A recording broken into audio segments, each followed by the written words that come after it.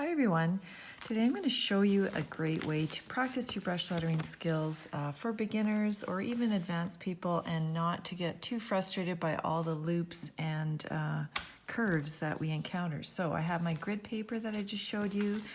I have my deluxe lettering kit, which has a wide variety of brush pens in it, so I will use some of these. I also have my dream pens and my small brush pens. So one way you can practice your brush lettering skills and still improve and not get too frustrated is by eliminating a lot of the loops and printing. So what does that mean? Let's look. So our basic strokes we're going to look at is going to be very upright. So we will have a lot of downstrokes, and then we will use, if you know the basic strokes, you don't know the basic strokes, you can watch my other videos, but we will use the underturn and the overturn and the ovals, and I think that's it. Well, we'll use an upstroke as well. And the oval, so we'll have the regular oval, and you can make your ovals as round, oopsies, or as oval as you like for this printing technique. And by doing this, we're just simplifying our letters. So I'm not going to go through the simplest letters. I will just start with some ABCs. So for printing lowercase, remember the dream pen, I'm going to work 3 or 4 squares high. You can even go to 5 squares high, but I'll do 3. So here's the letter A. I have my oval and then my downstroke. Okay, I'm simply showing you how to print with your brush pen, something you might not have thought of, but it is a good way to practice if you're getting frustrated with the script. So here we use your grid lines. I went right down straight in between these two, and this is a good way to practice your steadiness. And now a reverse oval, and I will draw that like this and close it up. And the C, remember I'm going 3 spaces high.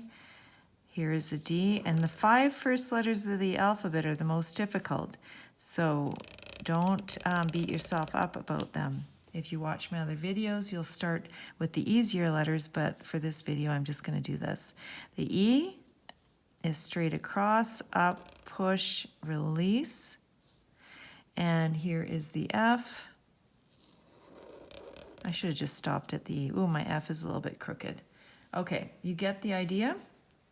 So let's look at what the uppercase will look like, and then I will finish this alphabet. So I will move, I'm going to move to another page for the uppercase. So we have the letter A, and I will just go, I'll go up about 5 or 6 squares high. I'm trying to keep my lines straight as possible up and down, and then you can cross your A any way you like. Here's the B. My stem is nice and straight, and I'm going to push out and push out again and come in lightly for the B.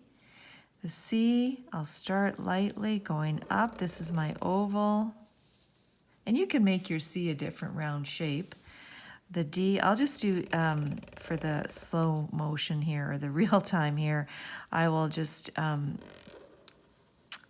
do A, B, C, D, E, and then I'll speed up the other letters. Remember, use your grid. So I'm going to push down and stay in between those lines as best I can. And then the E, I'll go across, 2 squares across. And surprisingly, like even for myself, it takes a lot of skill and patience to draw these lines. And even though they're simply printed lines and strokes, it does take some time and effort and concentration to make them really quite nice.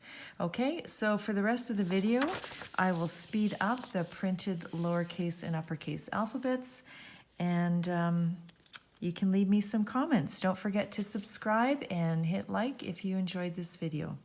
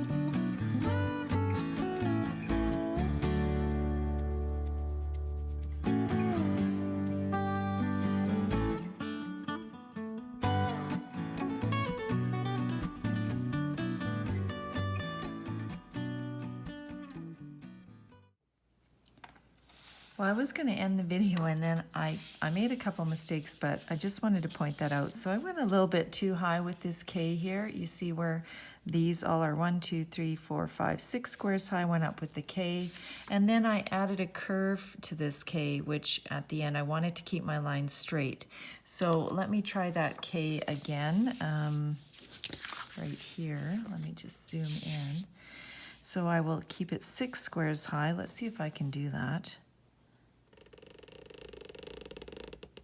1, 2, 3, 4, 5, 6. There.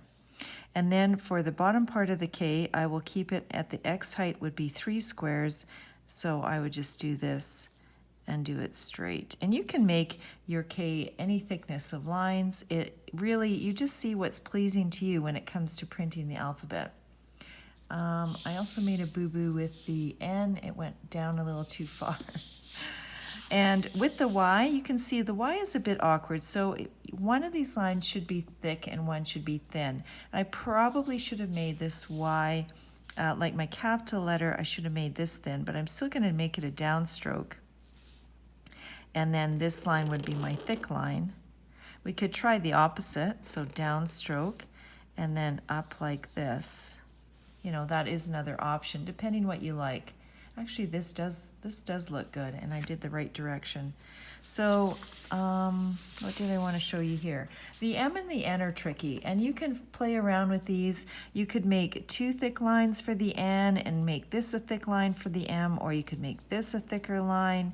I find it just looks kind of awkward. So what I tend to do with my printed M's is, and my N's, is I just make 1 thick line and the rest is light. But you know what? I mean, brush lettering should be, or brush pen lettering should be creative, and so you can kind of take these basics and expand and adjust it to make it your printed style, and then just print some words. So let me just print one word to end it off, and I will print the word alphabet.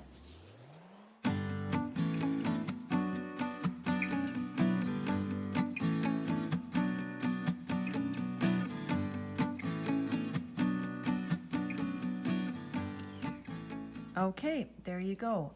One thing I did want to show you on this word alphabet, I actually have an inconsistency here. I have the P and the B. The B is made with a reverse oval that is whole, and the P is made with half of a reverse oval. So you can do either. For printed letters, I often will do half an oval instead of the complete oval, but it's totally up to you. So have some fun with your printing, and print out your whole exemplars and some words, and enjoy your hand lettering. Thanks for watching.